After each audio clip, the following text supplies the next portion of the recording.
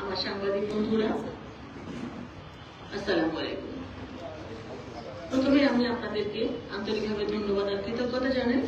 খুব অল্প সময়ের মধ্যে আপনাদেরকে অবগত করেছি, আপনারা এখানে হাজির হয়েছেন, সেজন্য আপনাদের আবার আন্তরিকভাবে ধন্যবাদ আর কৃতজ্ঞতা জানাই।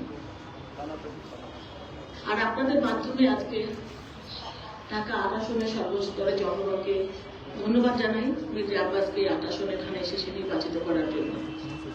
প্রিয় সাংবাদিক বন্ধুরা, আপনারা হয়তো নোটিস করেছেন কিছুদিন যাবৎ সোশ্যাল মিডিয়া একটি ব্যাপার খুব ঘুরপাক ছিল ভোটের কিছু অনিয়ম নিয়ে। আমি সেই ব্যাপারটা নিয়ে কথা বলতে চাইনি কখনো, কিন্তু গতকালকে চ্যানেল আই বাংলাদেশ সংবাদপত্র প্রতিদিন নামে একটা প্রোগ্রাম হয় রাত্রি 12টার সময়। সেখানে ইত্তেফাকের সম্মানিত সাংবাদিক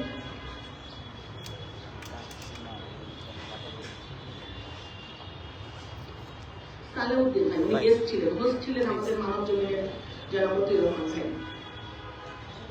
তিনি কিছু কথা বলেছেন। তিনি বলেছিলেন যে সিদ্ধেশ্বরী বয়েজ স্কুলে যে ঘটনাটা কেন্দ্র করে যে সোশ্যাল মিডিয়া যে খবরগুলো এসেছে সেটা নিয়ে তিনি বলতে চাচ্ছিলেন যে ওখানে আমি গিয়েছি, ওটা বৈধ ছিল, কারণ আমি নির্বাচনে যে প্রার্থী মির্জা আব্বাসের প্রধান নির্বাচনী এজেন্ট, সেজন্য আমি প্রার্থী যেটা করতে পারি, যে জায়গায় যেতে পারি সেই এক্সেসগুলো আমারও আছে, সেজন্য আমি যেতেই পারি। এটা আমার যাওয়াটা সঠিক ছিল এবং আমি যে তাদেরকে চার্জ করছি সেটাও সঠিক ছিল।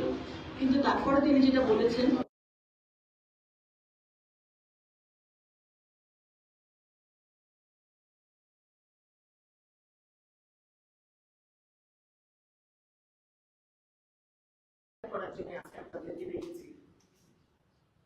আমি 12 তারিখে 5:30-6টার দিকে আমি জানতে পারলাম সিদ্ধেশ্বরী বয়েজ স্কুল থেকে আমাদের পোলিং এজেন্টরা ভিতর থেকে বারবার আমাকে লক্ষ্য ছিল এখানে অনিয়ম হচ্ছে, অনেক অনিয়ম হচ্ছে, একটু পারলে এখানে আসেন। আমি তখন দৌড়ে চলে গেলাম, গিয়ে আমি দরজা নক করছি, বারবার নক করছি, অনেকক্ষণ, আধা ঘন্টা পরে দরজাটা খুললো, ভিতরে যেতে দিবেই না। তারপরে গেলাম, ওখানে প্রিজাইডিং অফিসার ছিল শামসুল ইসলাম, ইসলামী ব্যাংকের, এবং প্রায় 5-6 জন বিদেশি পর্যবেক্ষক ছিলেন ওই রুমটার মধ্যে। ওখানে কাউন্টিং হচ্ছিল। তখন আমাদের যে ধানের শেষের এজেন্ট তারা বলছিল যে এখানে 25 থেকে 27টা ভোটকে তারা বাতিল করে দিয়েছে, যে ভোটটা ওই যে সাদা জায়গাটা সিলমেন্সের জন্য সেগুলোকে বাতিল করে দিয়েছে। কিন্তু আমরা শুনতে, আমি রওনা হওয়ার আগে জানতে পেরেছিলাম যে নির্বাচন কমিশন থেকে ওই ভোটগুলোকে বৈধ করার জন্য রিকোয়েস্ট করা হয়েছে। তখন আমি প্রিজাইডিং অফিসার শামসুল ইসলামকে বললাম যে এই ভোটগুলো তো নির্বাচন কমিশন থেকে বৈধ করার জন্য করা হয়েছে। উনি বললেন যে আমরা এরকম কোনো নির্দেশনা পাইনি। তখন রিটার্নিং কর্মকর্তা এই সময় আমার মোবাইলে ফোন দিলেন।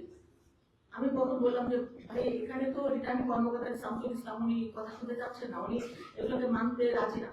তখন উনি বললেন ওনাকে ফোনটা দেন। আমি ফোনটা দিচ্ছি সাইফুল ইসলাম, আমি স্পিকারে রেখেছিলাম ফোনটা। আমার স্পিকারে বিদেশি পর্যবেক্ষকরা শুনছিলেন, বিভিন্ন প্রার্থীর এজেন্টরাও শুনতে পাচ্ছিলেন, ধানের শেষের এজেন্টরাও শুনতে পাচ্ছিলেন, এবং ওই কক্ষের ভিতরে যারা ছিলেন সবাই অত শুনতে পাচ্ছিলেন যে স্পিকারের রিটার্নিং কর্মকর্তা বলছিলেন যে নির্বাচন থেকে নির্দেশনা এসেছে এই ধরনের ভোটগুলোকে বৈধ করে দিতে। এখন এটা বাস্তবায়ন করবেন কি না করবেন সেটা সম্পূর্ণ আপনার ব্যাপার। তারপর উনি ফোনটা রেখে দিলেন। সেই শামসুল ইসলাম বললেন যে আমি এটা মানতে রাজি না। আমি বললাম আপনি কেন মানবেন না? বললো আমি নির্বাচন, আমার সাথে সরাসরি কথা হয়নি, কারণ আমার উপরে একজন কর্মকর্তা আছেন ম্যাজিস্ট্রেট, তিনি আসুন তারপরে আমরা ডিসিশন নেব। আমি বললাম সেই ম্যাজিস্ট্রেটকে কল করেন। উনি অনেকবার কল করে বলে আসছেন। তারপর অনেকক্ষণ পরে সেই একজন মহিলা আসলেন ম্যাজিস্ট্রেট। উনি এসে, ওনার নামটা আমার ঠিক খেয়াল নেই, সাম আফরোজা হবে, উনি এসে বললেন যে না, এই ভোটগুলো সব বৈধ হবে, বৈধ করে দেন। কিন্তু তারপরে ওই শামসুল ইসলাম কিন্তু বললেন যে না, এই ভোট, উনি ওনার সাথে তর্কাতর্কি করলেন, মানে বললেন যে বৈধ হবে না। কিছুক্ষণ পরে ওই ম্যাজিস্ট্রেট তখন বললেন যে আমার আরেকটা জায়গায় একটা অনিয়ম হচ্ছে, আমি ওখানে একটু চলে যাই। তখন আমি বললাম যে আপনি এই জিনিসটা সলিউশন না করে আপনি চলে যাচ্ছেন, তাহলে এটা কি হবে? তখন উনি বললেন যে আমি কিছুক্ষণ পরে আবার আসছি। তখন উনি চলে গেলেন, আর আসলেন। তখন আমি প্রিজাইডিং অফিসারকে বললাম যে আপনি এখন কি ডিসিশন নেবেন? উনি বললেন যে না, আমি সব একদম সিএসি বা সচিবের সাথে কথা না বলে আমি কোনো কাজ করবো না, মানে কারো কথা শুনতে রাজি না। তো ওখানে আমি তো প্রায় আধা ঘন্টার উপরে ছিলাম হয়তো। তখন আমাদের ছেলেপেলেরা যারা পোলিং এজেন্ট ছিল তারা বলছিল যে এখানে অনেক ভোটের ব্যবধানে আমরা এগিয়ে আছি, আর এই ভোটগুলো দিবে কি মনে মনে মনে আমার সাথে তর্কাতর্ক হচ্ছিল। যে আমি বলছিলাম যে আপনি যেটা লিগাল সেটা করে, যেটা আপনাদের নির্দেশনা সেটা আপনারা মানে উনি মানবে না। যখন মানবে না আমি চলে এসেছি। ওখানে কিন্তু একটা ভোটও ওরা বৈধ করে নাই, 25 থেকে 27টা ভোট। এবং আমার কাছে তারপরে 7:30 8টার দিকে ফোন আসছিল আমাদের পোলিং এজেন্টদের যে আমাদেরকে এখন জোর করে বের করে দিচ্ছে, লাইট অফ করে দিয়েছে, সিগনেচার নিয়ে নিয়েছে, আমাদের এখন আর কিছু করার নেই। এই সাইফুল ইসলাম সবাইকে তারপরে বের করে দিয়েছে, লাইট অফ করে দিয়েছে, এবং একটা ভোটও ওখানে বৈধ হয় নাই।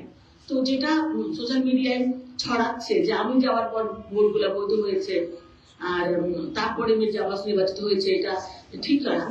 আমি মানে ভেবেছিলাম না, মানে এটা নিয়ে যে আপনাদের সাথে কথা বলতে হবে এটা আমি আশা করি না। কিন্তু কালকে যখন আমি ওই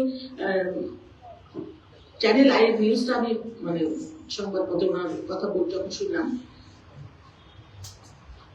ওনার নাম হলো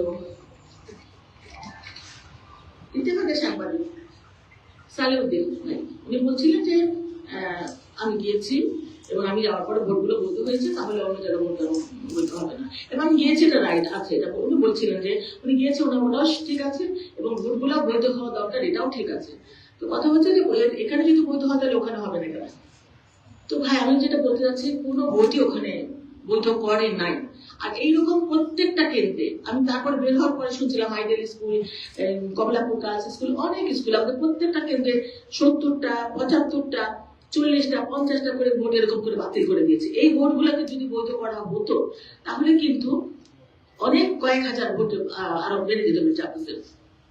তো আপনাদেরকে ডেকেছি এটার জন্য, কোনো ভোট বৈধ করা হয় নাই। তারপরে আমি রিটার্নিং কর্মকর্তার অফিসে গিয়েছি রাত্রে 9টার দিকে এবং আমি লিখিত একটা চিঠি কমপ্লেন দিয়ে আসছি যে এই ভোটগুলোকে যেন বৈধ করা হয়, কিন্তু এখন পর্যন্ত সেটা করা হয়নি। তো আমি তো সেটা নিয়ে কথা বলতে দরকার হবে এটা আমি ভাবি নাই, কিন্তু কালকে রাতে যখন এটা দেখলাম এত বড় বড় সাংবাদিক যারা, আপনারা সাংবাদিক, আপনারা তো ভুল করতে পারেন না, আপনাদের উপরে দেশ জাতি তাকিয়ে আছে, আমরাও তাকিয়ে আছি, আমরা ভুল করবো আপনারা ছেড়ে ধরে দিবেন। এখন আপনাদের ভুল যদি আমাদের ধরিয়ে দিতে হয় সেটা তো আমাদের জন্য অনেক খারাপ বা কষ্টের জায়গা। আর এরকম সিনিয়র সাংবাদিকরা যদি না জেনে না প্রমাণ ছাড়া এরকম কথা বলে তাহলে অনেক জুনিয়র সাংবাদিক আছে, তারা কিভাবে শিখবে?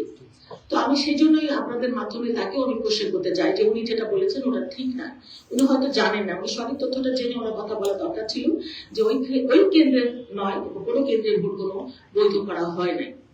তো আমি যেটা বলতে চাই আপনাদের কাছে, আবারও বলছি, আমি গিয়েছি, এটা সঠিক ছিল। নির্বাচনে প্রার্থী আমি মেইন এজেন্ট, আমি যে কোনো জায়গায় যেতে পারি, আমি এখানে কোনো প্রভাব বিস্তার করি নাই। আমি শুধু বলতে চেয়েছি যে আপনি নির্বাচন কমিশনের নির্দেশনা আছে, আপনি কথা বলিয়ে দিয়েছে, কিন্তু তিনি মানতে রাজি হননি, আমি চলে এসেছি এবং কোনো ভোট এখানে বৈধ হয় নাই, এটা আপনাদের মাধ্যমে জানাবো।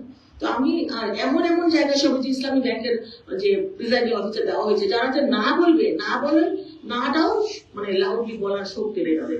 তুই তাদের এরকম মেরুদণ্ডহীন লোকগুলোকে তো কোনো প্রশাসন কোনো ভালো জায়গা আসলে দেওয়া উচিত না। আমরা অন্যায় প্রতিবাদ করবো, ভোকালি করবো, আমরা দৃঢ় কণ্ঠে করবো, স্পষ্ট ভাষায় করবো যেটা অন্যায়, কিন্তু উনি যেটা করেছেন সেটা ঠিক করেন নাই।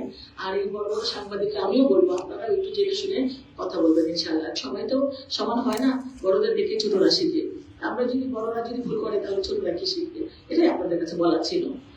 আমি আশা করছি আপনাদের মাধ্যমে সারা বাংলাদেশ দেশবাসী জানতে পারবে যে এই জিনিসটা আসলে হয়েছে। আমি যাওয়ার পর কোনো ভোট এখানে বৈধ হয়নি এবং আমি না যাওয়াতেও কোনো কেন্দ্রে কোনো ভোটই বৈধ করেনি। ওরা যদি করে সেটা ভালো, তাহলে অনেক ভোট বেড়ে যাবে, কিন্তু সেটা তো হয়নি। কিন্তু এটা প্রচারটা চলছে যে আমি যাওয়ার পর ভোটটা বৈধ হয়েছে, কোনো কিছু হয়নি এরকম। ধন্যবাদ আপনাদের সকলকে আন্তরিকভাবে এবং এই কষ্ট দেওয়ার জন্য।